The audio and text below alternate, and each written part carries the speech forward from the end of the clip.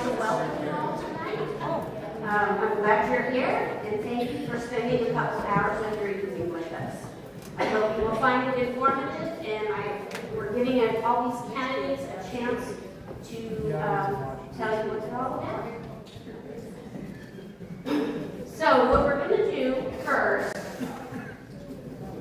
is we do have a petition table over here with several petitions that are going on right now. If you haven't signed these, please go ahead and do so, because we need to get some of those filled out and the signatures back in. We do have a number of people here that are running for candidates that are Republicans, so I'm going to briefly introduce them. We have two governor candidates that unfortunately didn't get to us before our deadline for this event. So we were not able to add them to the speaking part of the event. And those people are Paul Moreno, he's over here, and Brad Peters is over here as well. Other people that we have here that are running for positions, Chris Cummings is running for Salem City Council. And Chris, John Swanson is running for Polk County Commissioner. Mark Adams is also running for Polk County Commissioner. And Dan Farrington is running for District 17, House District 17. Okay, so to be totally fair, we do not, as Republican women, we do not endorse in the primary process. So we are allowing all of the candidates as much as we can to have individual time. So not to show favoritism to anyone, we're going to have them draw straws, and that's going to decide the order in which they speak. More secure than our elections.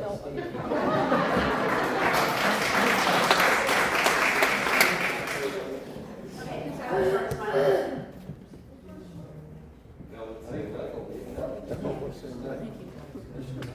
Okay. So Ted's first, you're second, and David got first.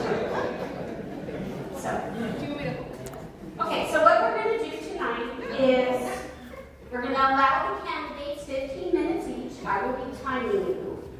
And you can introduce yourselves to us and give us your opinion and who you are and why you're running for governor and why you think you would be the best governor for Oregon. And we'll do that. And then after the 15 minutes that each of you will have, then we will go into question and answers. The first set of question and answers has come from the Polk County Republican women. Okay, so they all sent me their concerns. We consolidated that, and that's where we did the questions. If we get through all of our questions within the time frame, and we are going to be here from 6 to 8, if we get through everybody, through all of our questions, then we will start taking questions from the audience. So I hope you guys find it information. Okay, so first one's first. I give you Mr. Ed Deal.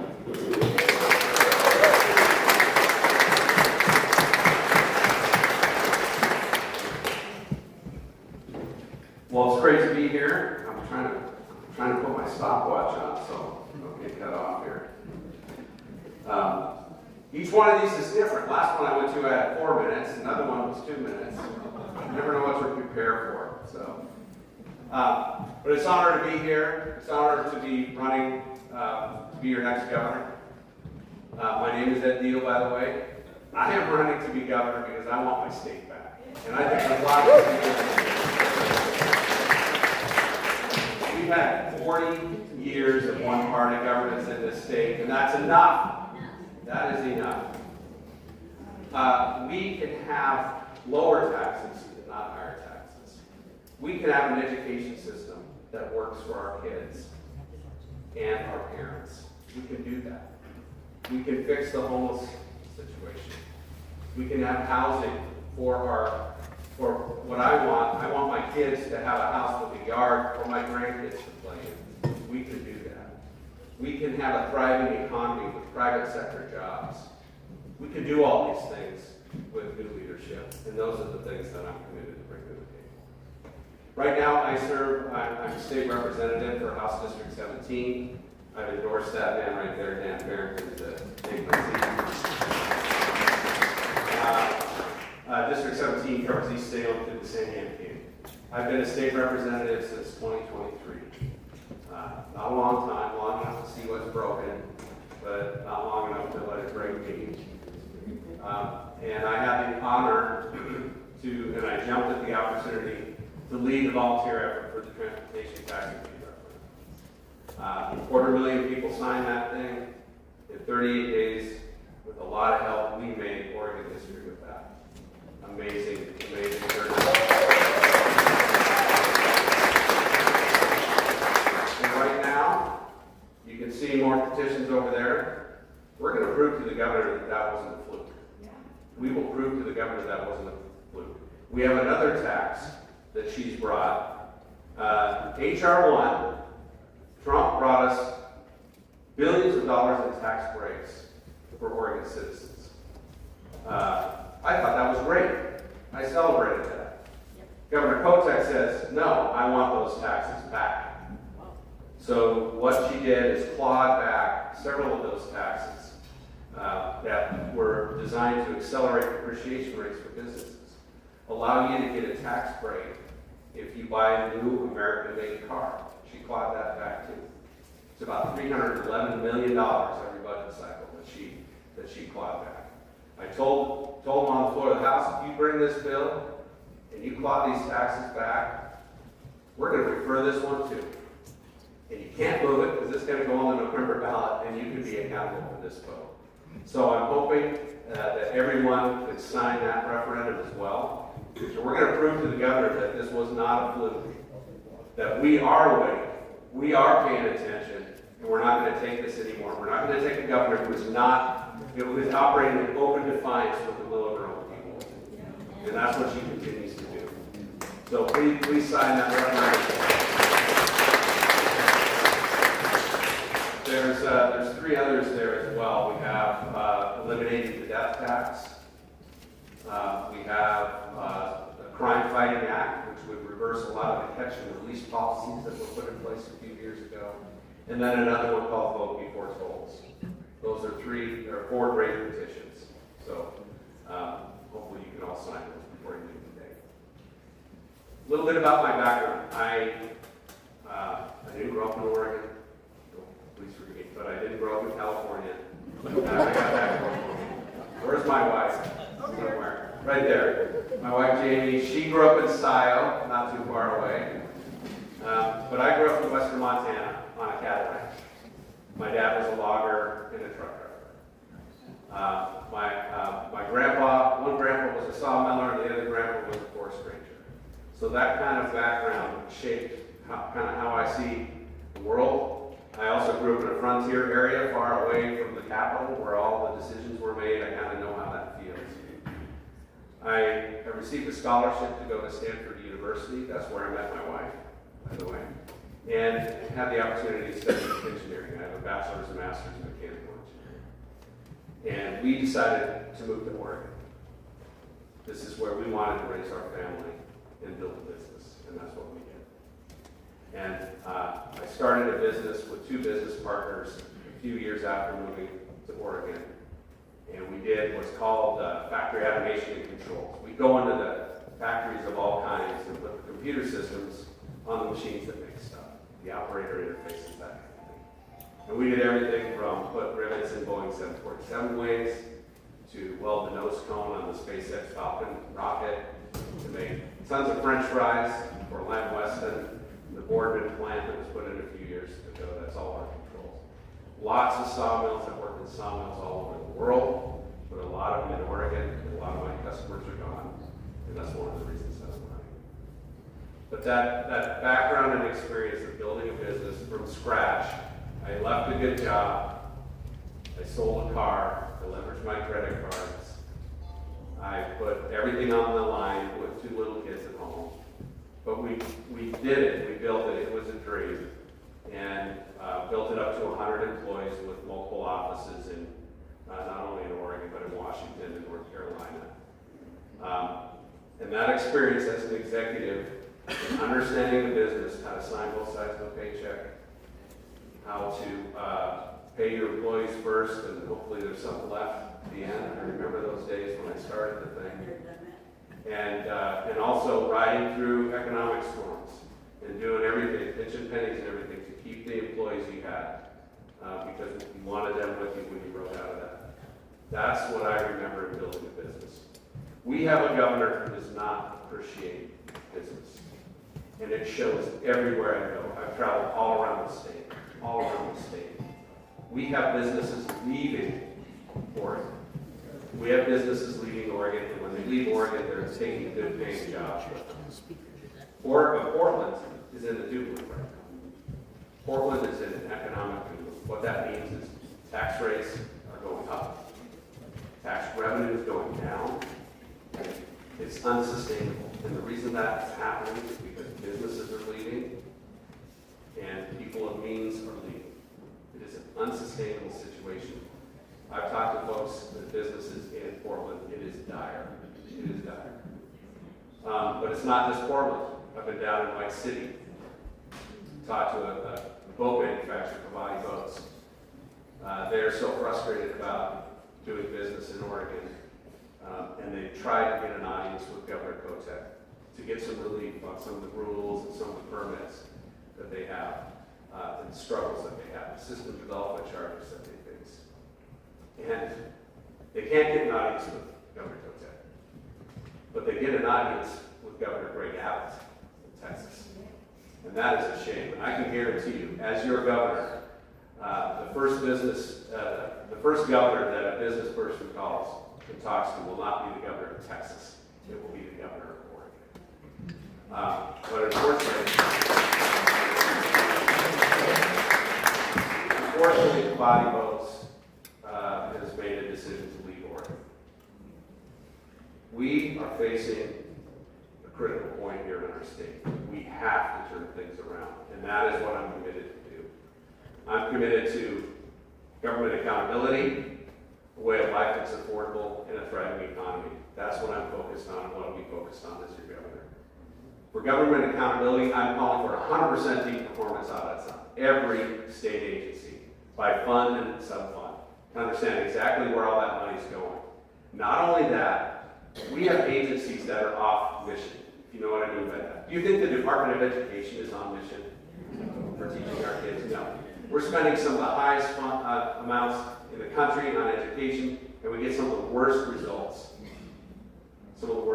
I'm committed to accountability, discipline, and excellence in our schools, to pull the money out of the administrative overhead and put it into the classrooms. I've talked to so many teachers that are so frustrated with their ability to discipline their own classrooms. I'm committed to restore that, restore testing standards, and restore truancy enforcement as well.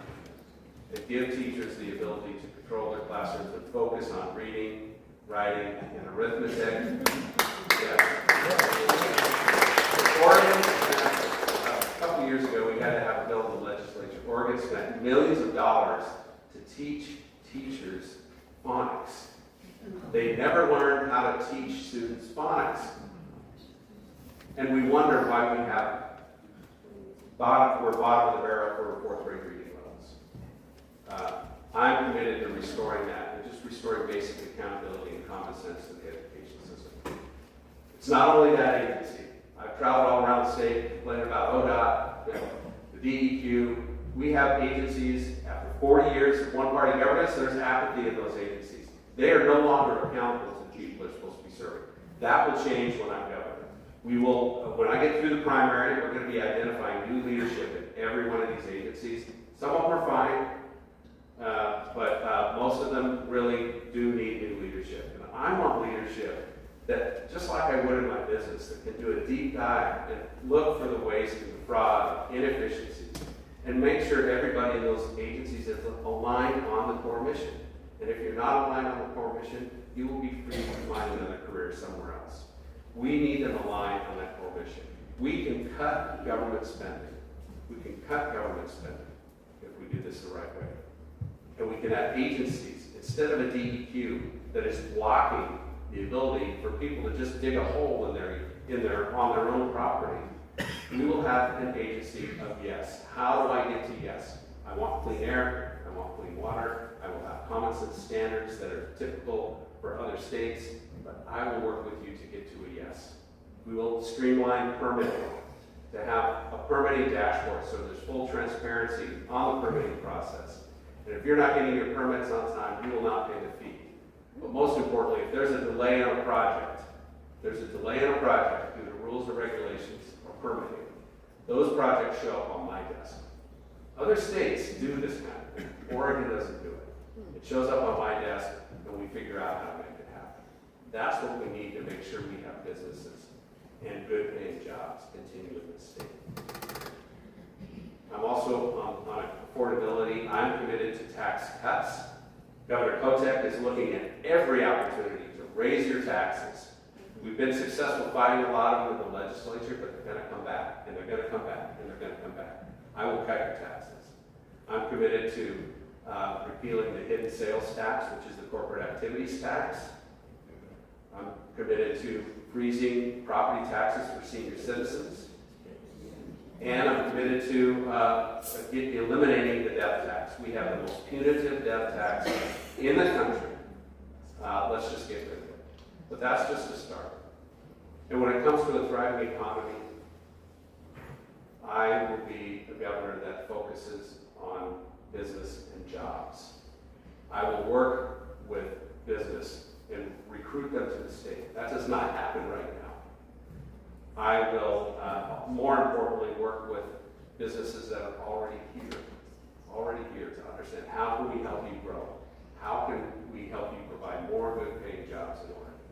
And it's not just in the cities, it's in the rural areas.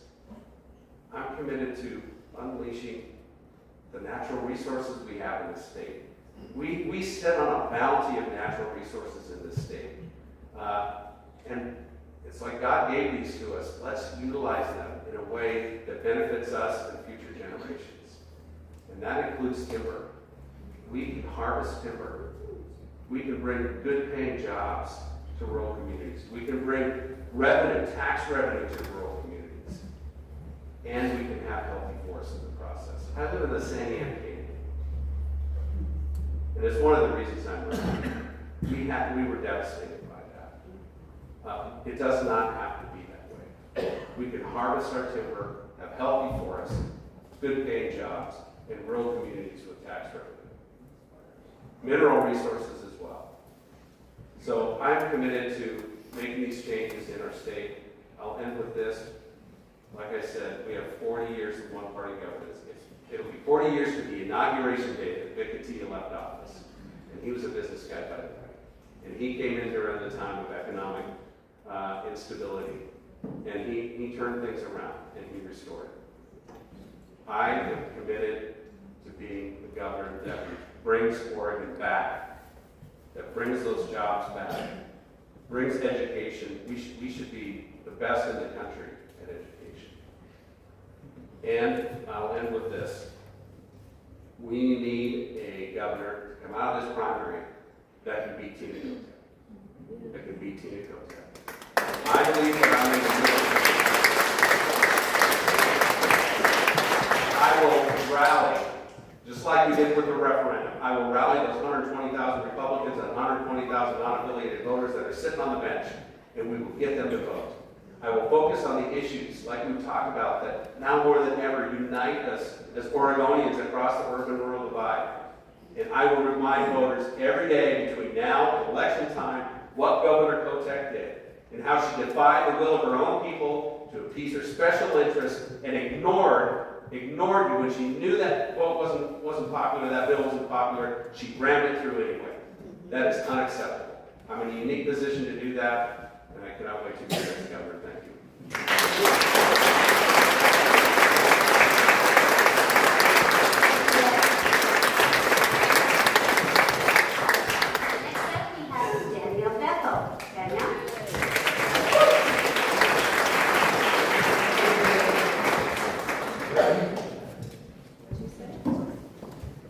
I'm going to start the timer. long time, and I'm sorry that you had to sit here for 45 minutes for our introduction instead of just getting the questions and answers, which I know is what you want. So, my name is Danielle Bethel. I'm a Marion County Commissioner, just literally on the other side of the bridge from all y'all. I'm a Fifth Generation Oregonian, actually born and raised here, mostly in East Salem.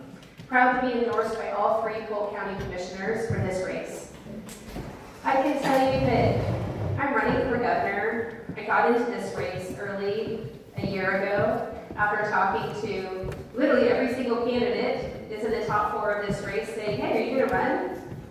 Why not? Why aren't you going to run? We need somebody who's strong, that's going to get out there and run. And some of them said no, they wouldn't do it unless somebody wrote them a big check, and some of them wouldn't answer the question. I don't wait for people to start doing something before I make a hard decision to do what's right. I am a commissioner in the 5th largest economy in county in Oregon. We are facing some of the biggest hurdles I have ever seen in my life. And I can tell you, as an Oregonian that grew up in this vicinity, I've seen some hard challenges. I navigated homelessness as a child, walked my mom through multiple ER visits and in and out of institutions because of her disability, watched her navigate an addiction issue, and I have survived a lot of things that Oregon has thrown at me. I have risen to the occasion of being somebody who takes on hard challenges. I'm not afraid of the status quo. I'm not afraid of name calling and all the things that seem to be swirling around in this state right now for people who are just trying to get by. I own a plumbing company with my husband. I owned a business before I was a commissioner for 12 years. I've run a chamber of commerce. I've worked for Democrat governors in the past because I can work with anybody to do the right thing. I'm reducing homelessness in my community, increasing public safety, stabilizing industrial businesses, focusing on agriculture and rural economies. I led the wildfire recovery in the 2020 wildfire in the San Diego Canyon. There's not a lot that I can't do. What I won't do is just sit down and let people continue to suffer around me. It's not acceptable. I didn't wake up one day and say, I want to be a county commissioner or a governor. I've woken up every single day of my life just hoping to thrive as a human in a space of humanity. And I don't get to do that in Oregon. We have a legislature that's against us and a governor that's against us. I've not had a partner in the state systems for 6 years as a county commissioner. It's ridiculous. All they do is go in there and make more policies and fight for politics. When county commissioners raise their hand and say, we're the service provider, we provide essential services, there's people dying in my streets, veterans that need care, seniors that need transportation, they should be listening to people like me who are elected at the local level to serve my neighbors. But instead they play politics. They're worried about what's happening on the national level more than they're worried about what's happening in their neighborhood. I'm sick of it. I've spent a year transitioning around this state, talking to Oregonians. I did a business plan before I decided to run. I spent a substantial amount of money to find out why Oregonians are voting.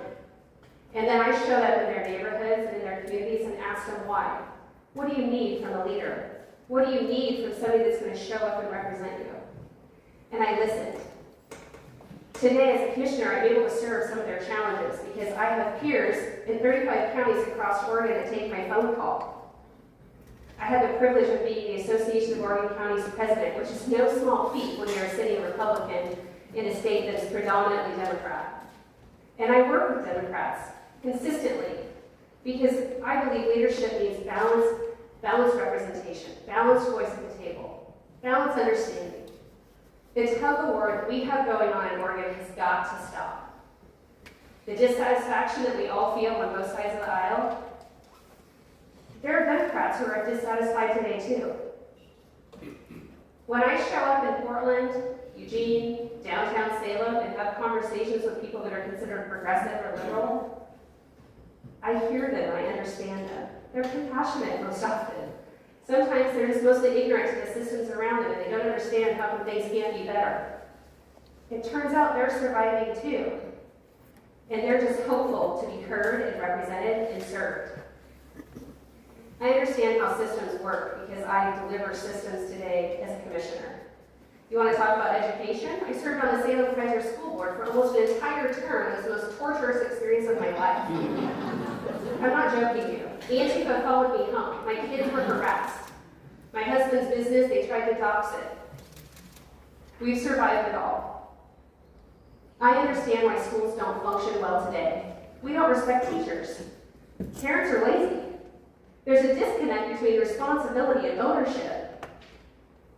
As governor, I will make sure that we engage parents and guardians. My daughter's here. She's mine. I grew her, birthed her. I have some possession. Nobody should be telling me what I should and shouldn't be doing with my children. Nobody. They should always be inviting me to the table. When I was on the school board, I learned about the Oregon Department of Education's sledgehammer approach. They're not a partner. They're a threat. Superintendents and school boards exist for a reason.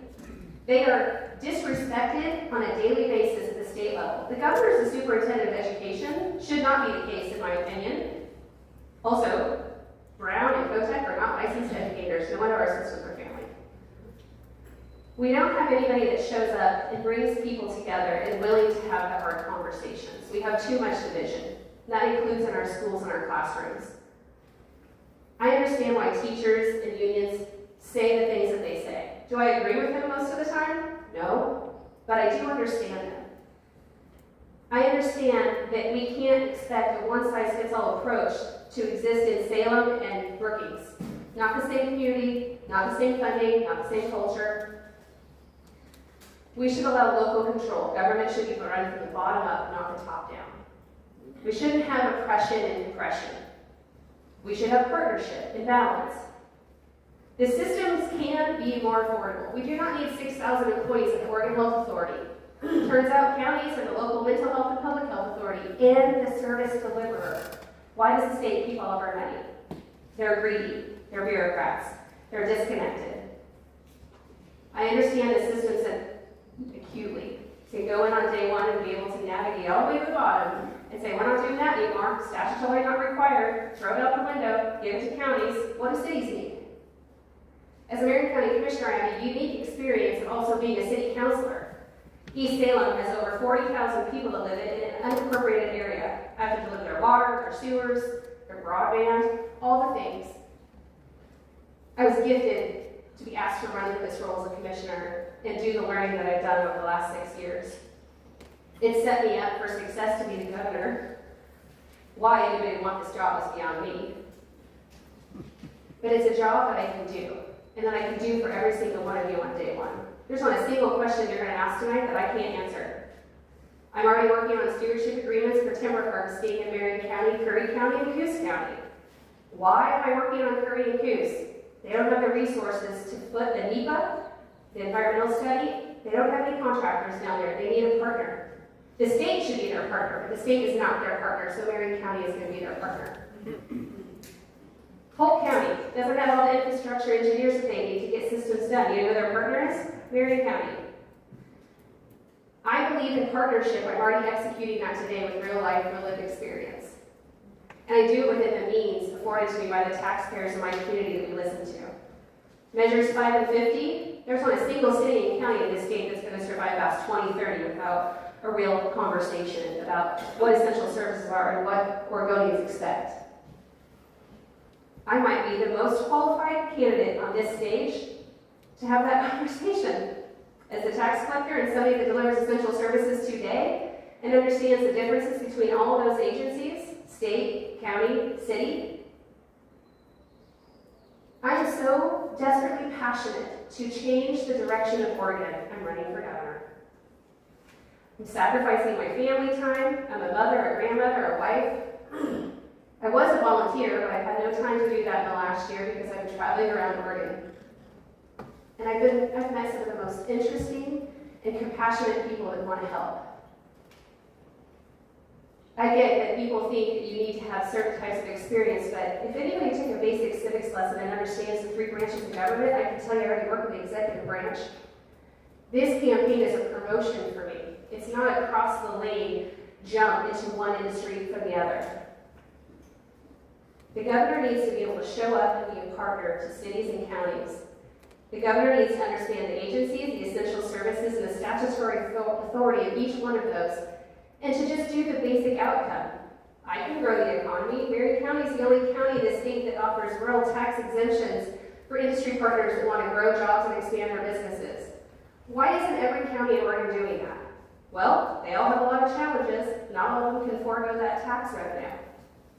But if you understand the long game and the marathon that we're running here in this state and our economy instead of the sprint that it should be, you have to make thoughtful decisions and creative solutions. May 19th is coming pretty quickly, and we have to make a decision. While it's said that most of us Republicans agree, there are things that I don't agree with my opponents on. I firmly believe that I can beat Tina Kotek in November because I'm the only one that can show up in the room and talk about those issues that Democrats care so most about. When they learn about the life I lived and the damage that they did because of their votes, they take a pause and go, oh, I'm not afraid or ashamed of the life that I've lived and the decisions that I've had to make because of where I came from. I believe that we should reduce shame in this state and create opportunity and invite everybody to the table regardless of their circumstance where they're starting from. And I believe by you electing me to do that proves that you want a true Oregonian that is really bootstrapped life across the finish line to produce results for people. I'm passionate about this state and I don't give up. I'm honest to a fault. And I believe that I can serve you the best in this race, and I hope that you'll vote for me. I look forward to your questions tonight. Thank you.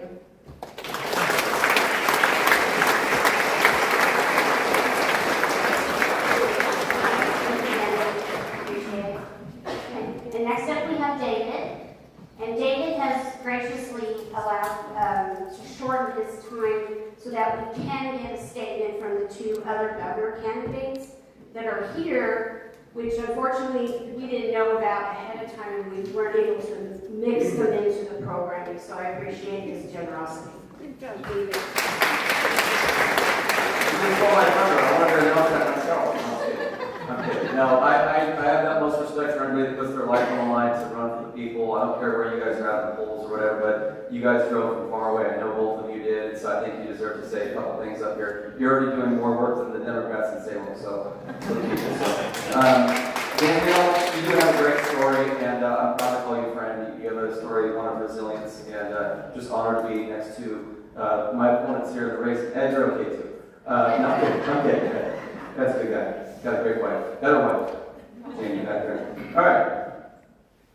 How you guys doing? You guys look great, by the way. You guys look like you're happy. You know, I've been to a lot of Portland City Council meetings, and you wouldn't believe the faces in there compared to what I'm seeing right now. You guys actually feel like you want to be here on the earth. So I'm honored to be here with you two. You guys look amazing. My name is David Medina, and I'm a lifelong Oregonian, and man, I love this state.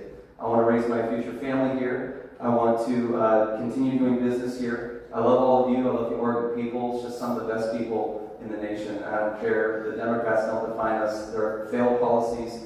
They don't own Oregon. Oregon belongs to God. It belongs to all of us. It doesn't just belong to one political party.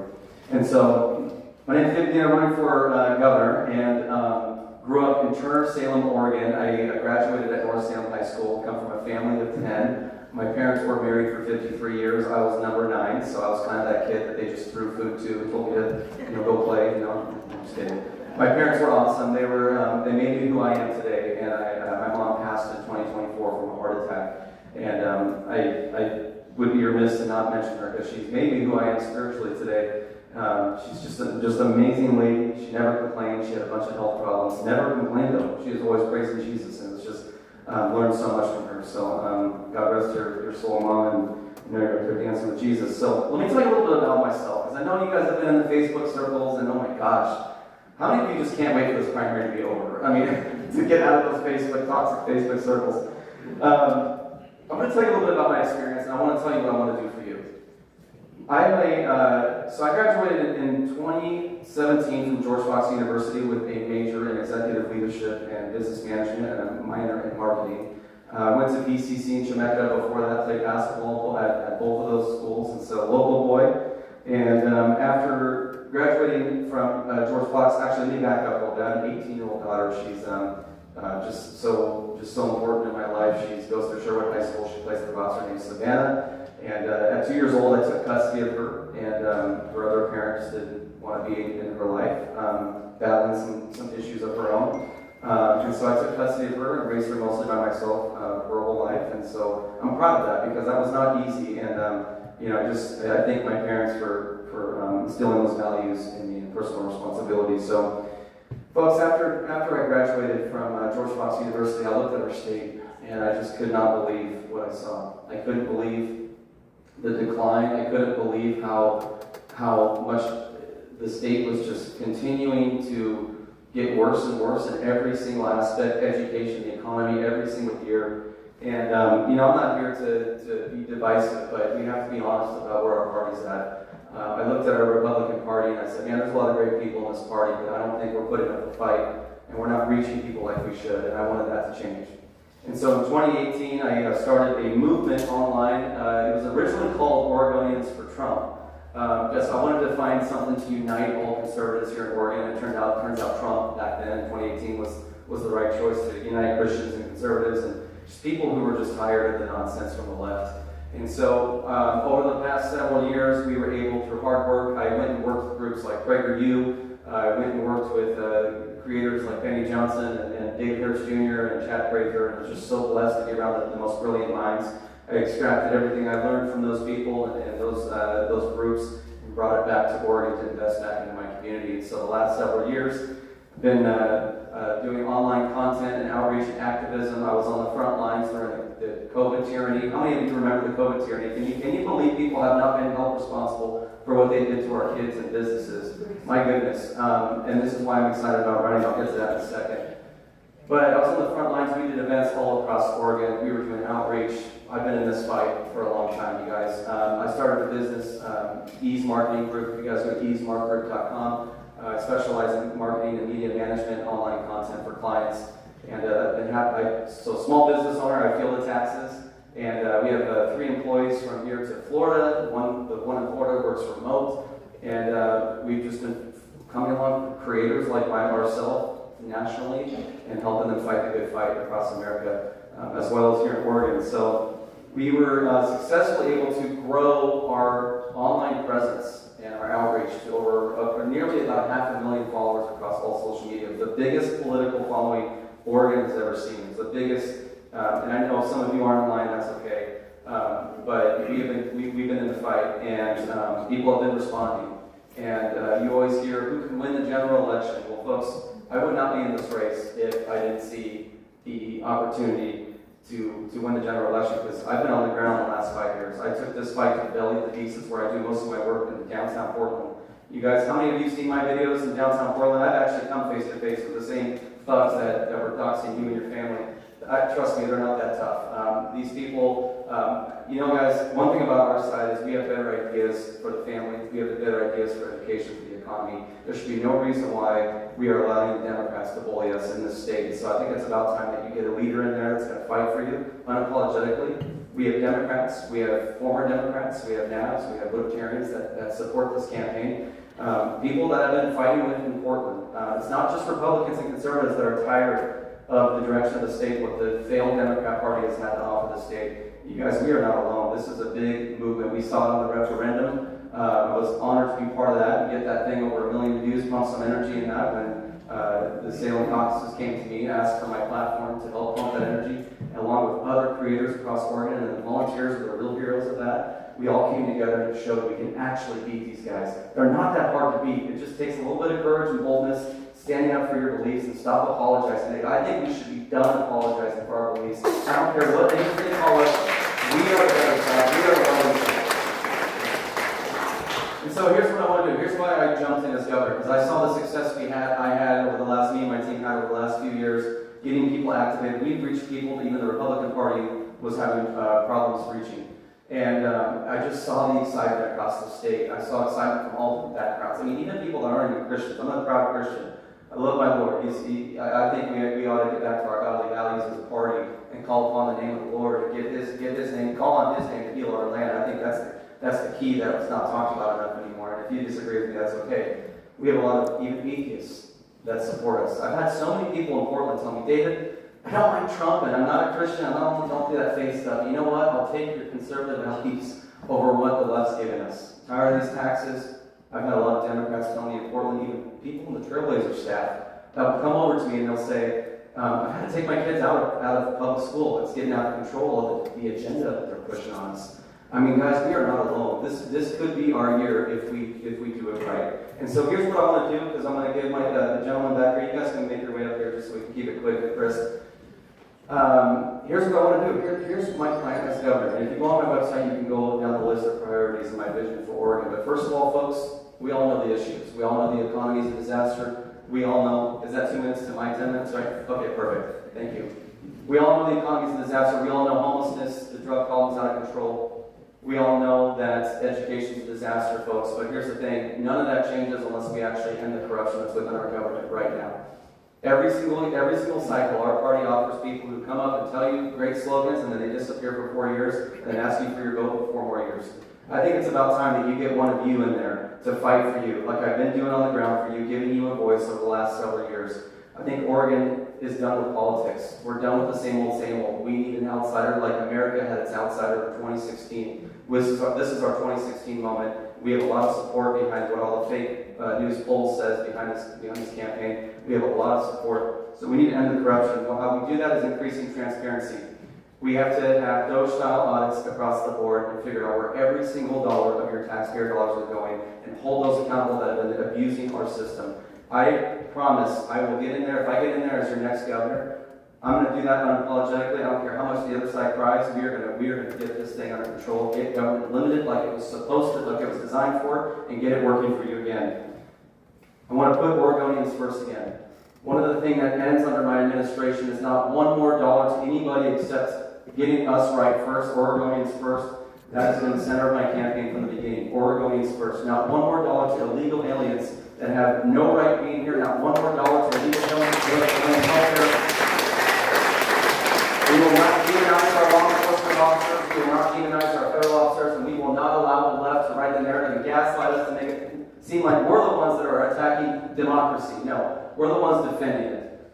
And so, folks, the last thing before I let these gentlemen take over, I want to bring Oregon back to greatness. I want to bring us back to prosperity. It's not that hard. It's simple economics. We get the bureaucratic bloat out of our government. We figure out where our taxpayer dollars are going. We get rid of the fraud, waste, and abuse. We bring high-paying jobs back to Oregon. We fix our energy crisis by looking into nuclear. These issues are not hard to solve. You just have to get people in there that are actually going to fight for you. So I'm asking for your support, and I'd love to talk to more of you, and I'm excited to answer more of the questions tonight. So with that, I'll give it over to Polk now.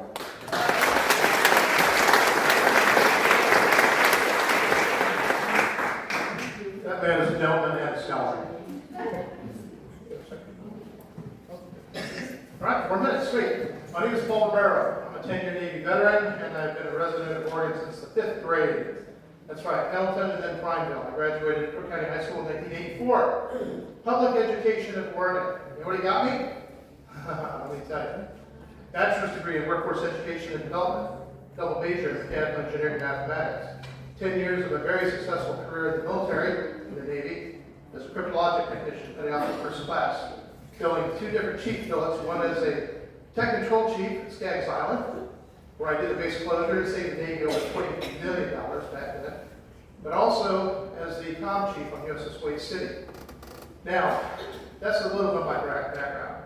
Also, husband, a father, and a new grandfather, by the way. Yay. So I have some serious skin in the game for the state of Oregon recovery and education. As you can imagine, with that degree in workforce education and development, I think we could use a little of that, don't you? Yeah, okay. Well, here's the key. These jobs have to be AI-proof. It's called the trades. There's a program, it's called the LEARNS Act. It's implemented in Arkansas, and we need to just repeat it here. It took Arkansas from down the bottom 5 to the top 3, and in a very short time. Now, for myself, in the last year and a half, I spent basically part-time as a substitute teacher, because I had the time. I wanted to see what was going on from the inside. What I learned is that $19,000 a year they spend per student is not going to the schools. Imagine that. I say barely half of it actually is. Where's the rest going? As governor, we get to find out. And we get to start holding some people accountable, being very transparent. And that's something that I bring to the table. Real transparency, real accountability. Whoever's been stealing from Oregon is going to be, well, we're not going to make them famous. We're going to make them infamous. They're going to want to leave this state. They'll probably leave little fire footprints out of the state, so you'll be able to follow them. Now, simple deal is this. We have to audit Oregon. We have to cut our budget in half based just on our population alone. In doing that, I know we can greatly reduce our taxes, but that's only just partly there. The other issue then becomes our Senate Bill 100, Land Use Planning Bill. That has to happen. This opens up the door for timber, oil and natural gas, coal, and minerals the state is rich in. We're the only state in the union that doesn't use their resources. So the goal is on public lands, public resources, goes into the treasury. That money literally replaces our taxes, all the taxes. Not just some of them, all of them. I get tired of nickel and diming stuff. No. We can eliminate income tax. We can eliminate property tax and get property values back to where they're supposed to be, where they're legitimate. Because Lord knows a 50% increase every year, regardless of your improvement, is not a legitimate way of valuing your property. But that's what they do to all of us. There's other things they're doing to steal from you, but I'll need more time to explain that. So very simply, I have a number of situations where we can fix this state quite quickly. And like I said, all of us are uniquely qualified to be the next governor of Oregon, and we all can get people to rally behind us. Now, if you go to my website, romerofororegon.com, there's two buttons I want you to push. The first one is the contract with Oregonians. I'm calling my shot. I'm telling you what I'm going to do. I'm committed to that. The other is called the Wild West Water Restoration Project. And I just got word about a week ago that President Trump and Elon Musk are going to be directly involved in this. One way or another, this is going to happen. Now, either Oregon can benefit from this, which is my intention, which includes training and education, or not. It's going to take the right person in office, whether it's me or somebody else. But ultimately, we've got to get things going for this economy. For our young people, for our Generation X people even, right? Millennials, all of them. I tell these young people, my goal and mission for all of them is to be Generation X squared. All of them. We want them to be better than all of us. That is the goal, isn't it? We want them to be happier, more successful, better, bigger. If they are, they drag us right along with them. So, these are things we need to be most concerned about. Our economy is driven into the ground, intentionally. The other thing I'll be doing is chasing China out of this state. I'd beware of anybody in support of China in any capacity in this state. So, with that said, thank you very much. I'll end this off. By the way, thank you, David. I appreciate it.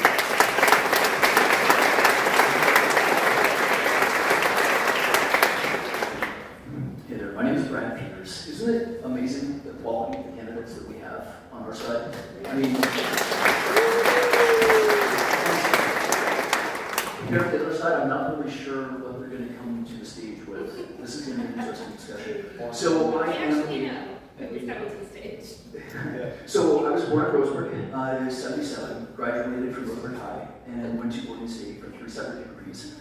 I've been in tech for almost 20 years, 19. 8 of those with IBM, and 11 of those with Intel in Hillsboro. Now, I want to ask, I see a lot of gray hair out here. I want to know how many people have kids that have left Oregon because of a lack of opportunity, because costs are too high, because jobs are better elsewhere. I see quite a few hands. This is the experience I'm feeling, I'm seeing all the time, day in, day out. And it's really the system that we have set up here in Oregon. It's almost like we are being regulated out of, I don't want to say out of existence, but out of being able to do the things that give us a livelihood. So I'm guessing in this area there are a lot of, people here have land, right? I have 7 acres about an hour north of here, which I have spent the last decade turning from a stand of trees into a house with kids, with livestock, well, chickens, will be fair. But I'm here in front of you right now. I only have a couple of minutes, so I'm going to keep this very, very brief, and I appreciate your time, David. I believe Oregon, I believe the nation is in the midst of a technological transformation. AI, automation, it's coming at us, it's changing everything. And we as a state are not set up to take advantage of that. Our current regulatory burden is so high that if you try to create a company, often you're going to be priced out in permits before you ever see $1 in profit. I am here because I have some very clear, targeted initiatives on getting key areas where Oregon is messing up. Thank you. One of these, I believe that it is time for Oregon to have a business, give a runway to businesses, a business incubator, if you will. So currently, when somebody wants to start a business, they have to seek permits. Permits can run, let's see, I tried to create a campground with 9 sites. Permits are going to be $25,000 for something that brings in maybe less than $10,000 a year. It's incredible. I propose an incubator that flips that around. I would love to give businesses a runway for 3 years where there are no permit fees. Yes, there are permit requirements. There is advice from the state, but no fees for 3 years to get that business up and going. Let them just start to see some revenue, and then go back to the state and say, okay, you want your piece of the pie? Let's talk. There is a pie now. Business is number 1 for me. Number 2 is housing. We have a housing crisis, which is leading directly to the messes that we are seeing in the cities, but also the homelessness and the rampant drug use all over. Approximately, so I did a deep dive study and posted, I do a lot of social media as well. You can check me out on YouTube at Brad Peters OR. I posted a video just recently where I deep dived on the cause of homelessness and drug addiction. 50% is due directly to the price of housing. Permitting is about between $100,000 and $120,000 just before you can put a nail in a house. I just went through this. I just finished a house, so it's ridiculous. And then I have some paperwork up on my table here. I would encourage everybody to take a look at this. What I have done is taken a business, just a theoretical business that earns $5 million a year, and plot out exactly what that business would pay in taxes here in Portland or in Oregon, and if it goes across the river, what they pay there. There is a 33.7% difference in the tax rate that we pay here in Oregon versus what you pay if you close down your business, move across the state line, and start it up there. We're in trouble, Oregon. A lot of us have ideas. I appreciate you coming out here, and I appreciate your time.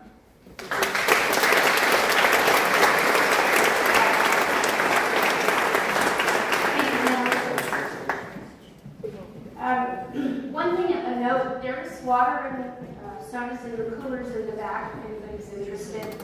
The other thing you need to be aware of is if you are not registered as a Republican, you cannot vote in the primary for any of these wonderful people.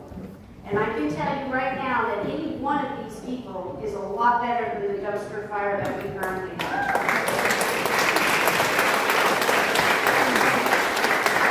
We're going to move into the question and answer now. This part I'm not going to time you on because I want it to be more of a discussion.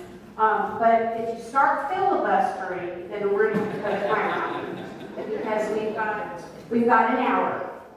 So the first question to all 3 of you is, and of course we're going to go in the order that we did earlier, is if you're elected to be governor, you are the executive of the state. How are you going to manage the no-nonsense, the no common sense mob that is currently hosting a supermajority in the Marble House?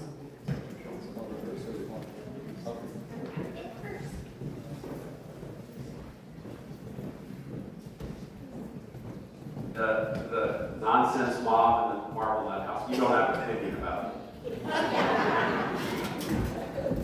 So this actually comes up a lot because we are in a super minority right now. I think after this election cycle, we're not going to take the majority, but we will not be in a super minority.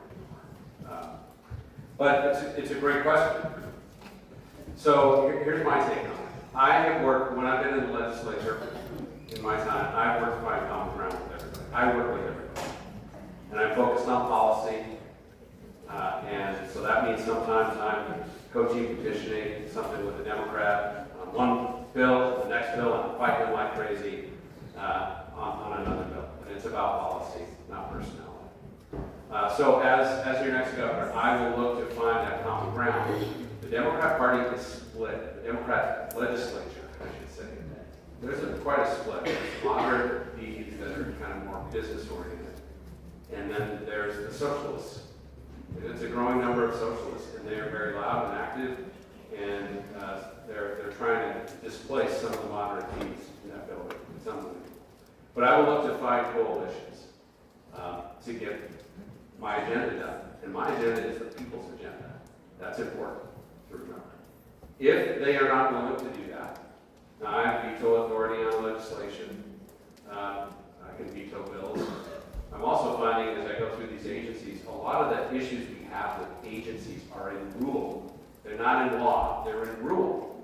We have agencies gone rogue. We don't have the Chevron doctrine, if you know what that is, at the state level.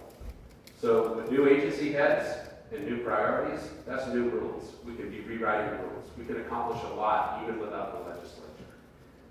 But finally, if the legislature says, you know, we're not going to fulfill your agenda, I have no problem being the first sitting governor to chief petition measures and bring it right to the people. Good. And we will bypass the legislature.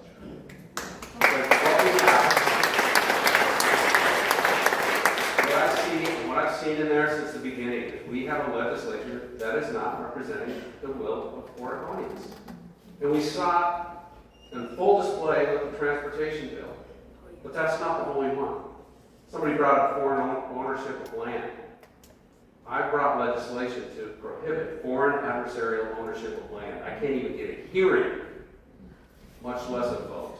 I know that the Oregon people don't want foreign adversaries owning farmland in Oregon.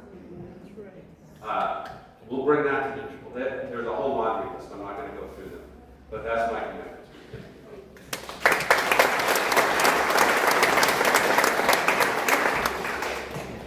So I've had the opportunity to work with the legislature and be successful. It turns out that I believe in seeing the person in front of you and understanding why they're there. It matters to every single person in the legislature to be successful in whatever it is they campaign for. And when they go to the legislature, they're campaigning for politics more often than not. They want to be seen. They want to be successful. They don't deliver services in the legislature, so they don't actually understand what it is to govern. They don't understand what my problems are as a county commissioner because they don't have to worry about the potholes and the failing bridges and the homeless problem as far as how to execute systems. During the 2024 legislative session, I was the president of the Association of Oregon Counties. I had the privilege to work to recriminalize hard drugs in Oregon. Undoing Measure 110 was done under my leadership. As a sitting Republican county commissioner leading counties across this state to a balanced approach to educate legislators, we drafted the policy, we brought the police chiefs, the sheriffs, and the district attorneys along in the process. From the summer of 2023 through the short session of 2024, I had the blessing or the curse, depending on how you want to look at it, of spending a lot of time with some really, really progressive Democrats in the legislature. Educating them on what counties do, what our needs are. Basic data did not do it. Telling them that our overdose rate had tripled in a couple of years didn't seem to resonate. So we invited them into our counties, into our communities, and showed them the reality that we are all living. And then we showed them a path forward. And Marion County, on the program that we had in Marion County, we scaled it statewide. We brought all the counties to the table, and we said, you should opt into this. How do you design it in your community? Polk County has their own program here. It doesn't mirror Marion County. It is a locally driven program that the legislature said yes to. Is it everything I wanted? No. Is it a step in the right direction? Hell yes. Because right now, I have accountability programs that see people for who they are. Sometimes they go to jail, but mostly they go into treatment. I understand what it is to be ignored considerably as an elected official, an Oregonian, a business owner. But when I show up in a space, the legislature, I get to know them. Senator Kate Lieber, one of the most powerful Democrats in the state, is a close friend of mine. I'm proud of that. I worked hard for that relationship. I know her wife, I understand her her lifestyle, her children. When we go to war over policy, we know what the outcome is. We want the same thing, it's just the path to get there. Sometimes it's more extreme for her or more extreme for me, depending on the direction and the policy. Ben Bowman, he's the House leader, Democrat. We did not agree at first. We don't agree on education at all. But we agree on civil commitment. We agree on safe streets and public safety. You don't have to agree with them on every single thing to work with them, but you have to understand them. Then you have to do the work to build a relationship. Their character matters just as much as mine. Thank you.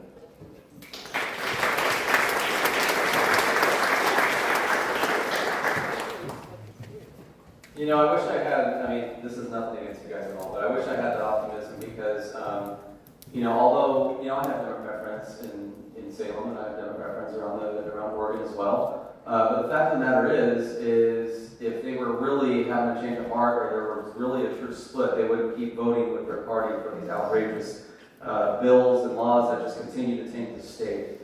Folks, I don't really think that a lot of people know the fight we're in. Not a lot of people, a lot of politicians today. Again, not towards you guys. I know I'd say this generally, it's not towards you guys.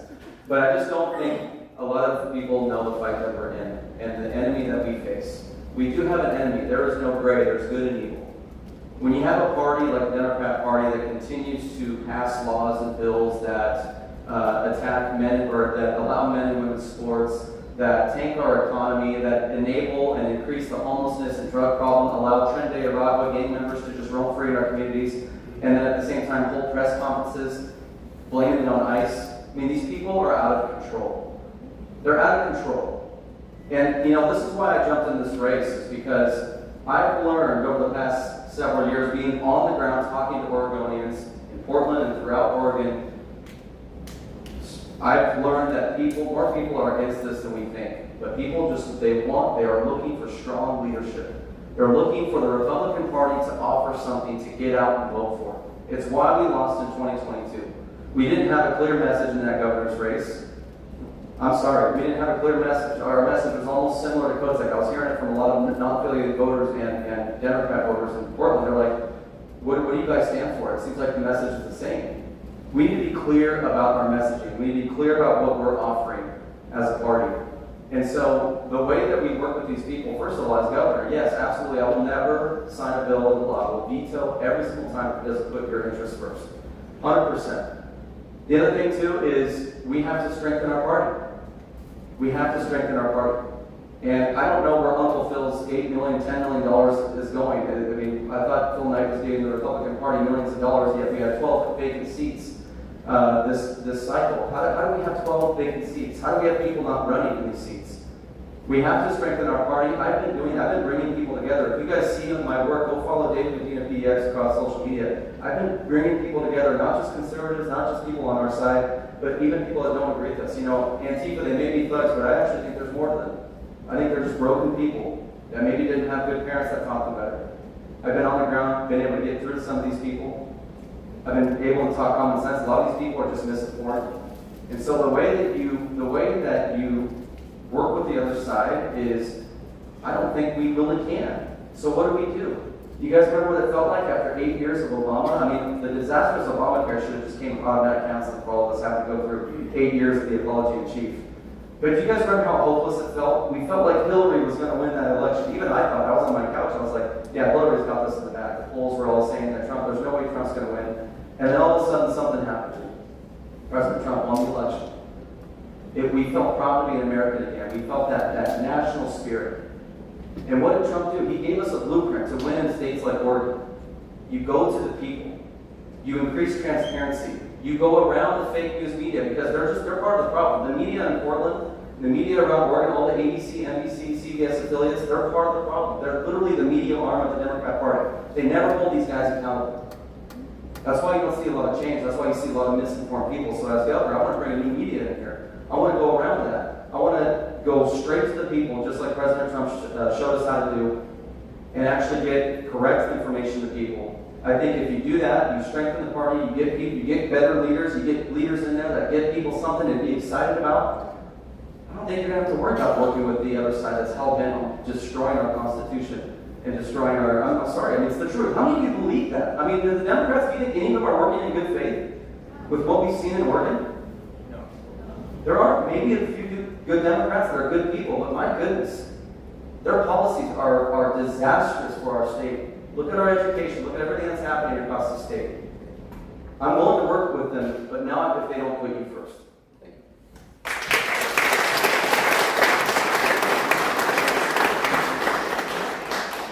Okay, since we're talking about elections, we have a couple questions on elections. You each will get a different question.